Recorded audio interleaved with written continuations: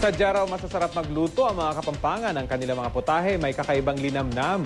Gaya na lang ng sarili nilang bersyon ng dinuguan.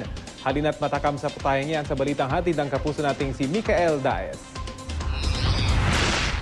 May sariling bersyon ng dinuguan daw ang mga Kapampangan. Kailangan subukan natin yan. Tara! Tidtad ang tawag ng mga Kapampangan sa kanilang dinuguan. Bakit tidtad? Tidtad from the word Kapampangan word at tadtaran means hiwa-iwahin and putol-putulin. Usually kasi pag Kapampangan dinugan, malalaki yung butil ng dugo. Yung kasi ibang dinugan, malapot lang yung sabaw, wala talagang buo-buong dugo. Yun ang pagkakaiba ng dinuguan sa iba, sa Kapampangan. So they use talaga cubes. Katulad din ng ibang lutong dinuguan, ginigisa muna ang bawang, sibuyas, kasunod ng ibang mga sahog tulad ng baboy. At kapag kumulo at medyo lumambot na ang baboy, saka ihahalo ang suka, asin at panghuli ang buo-buong dugo ng baboy para hindi ito madurog sa kahahanguin.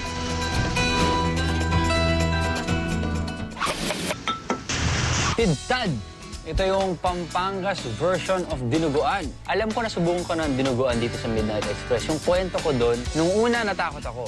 Siyempre, dugo eh. Pero nung natikman ko na, sarap pala. And especially masarap pag natuto. So ito, kakaiba naman to. Sa itsura pa lang, parang naalala ko yung mga Betamax. Matigas na yung dugo. Actually, yung matigas na dugo, mukha siyang katay. Feeling ko may asim at alat to. Ganon yung dinuguan eh. Ang lambot-lamba na, parang jelly ice. Andun pa rin yung asim. Actually, very similar siya sa dinuguan. Iba lang yung textures na nalalasahan mo. Pero kung iisipin ko, lahat ng lasa parehong-pareho lang. At masarap yung karne. Yun nga lang, hindi yata babagay sa puto. Dahil yung puto, masarap dahil sinasawsaw mo dun sa sabaw. Pero kung sa lasa, parehong-pareho lang. Ayon sa kwento ng matatanda, naimbento daw ang dinuguan o ang tidtad noong hindi pa naiimbento ang refrigerator. Dahil wala silang mapag-iimbakan ng mga karne sa tuwing nagpapatay sila ng baboy, isinasama na nila ang lahat ng parte nito maging ang mga lamang loob upang walang masayang. At dahil naghihinayang din sila sa dugo nito, isinama na rin nila ito sa putahing ito. Madaming mga ginagawang kakaibang putahe, mga Kapampangan, pero sa tidtad nila, halos pareho lang ang lasa niya si dinuguan sa aking panlasa. Masarap na at healthy pa, ganyan daw ang mga pagkain sa Greece. At ang isa nga sa mga sikat nilang putahe, ibinabad pa sa sari-saring herbs at olive oil. Nagbabalik ang kapuso nating si Micael Daes.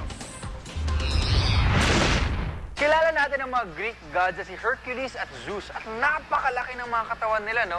Hindi kaya dahil yun sa napakasarap nilang pagkain sa Greece?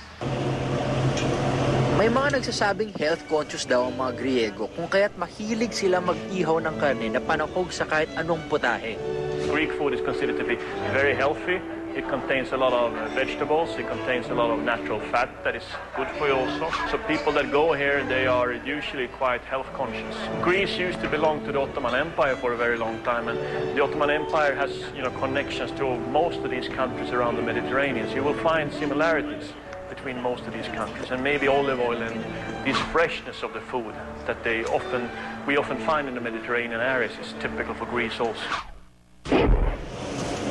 Simple lang kung tititigan ng grilled lamb chop o inihaw na karne ng tupa. Pero ayon sa mga Griego, may tamang estilo daw ng pagluluto upang makuha ang tamang lasa ng putahing ito. Binababad muna nila ang karne ng tupa sa asin, paminta, olive oil, Greek oregano at ang mixed herbs with olive oil. Saka ito iihawin. Kadalasan ang side dish nito ay gulay. Dahil kasi sa kolesterol sa karne, kailangan mabalanse ng gulay ang kanilang diet. Nakarating naman tayo sa Greece. Masyal, diba? Mediterranean. Para sa akin, sa experience ko, very inviting talaga ang Mediterranean food. Kasama na doon ang Greek food. Kaya, in-invite ako na kainin to.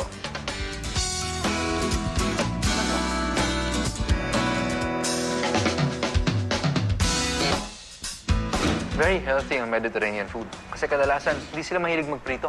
And then, marami rin silang gulay lagi. Kahit hindi masyadong malakas yung lasa ng mga Greek food. Healthy siya, masarap pa rin. Kadalasan mahal ang Greek dishes. Pero dito sa Kos, affordable ang kanilang mga presyo. Mula 120 hanggang 300, makakatikim ka na ng mga authentic Greek food.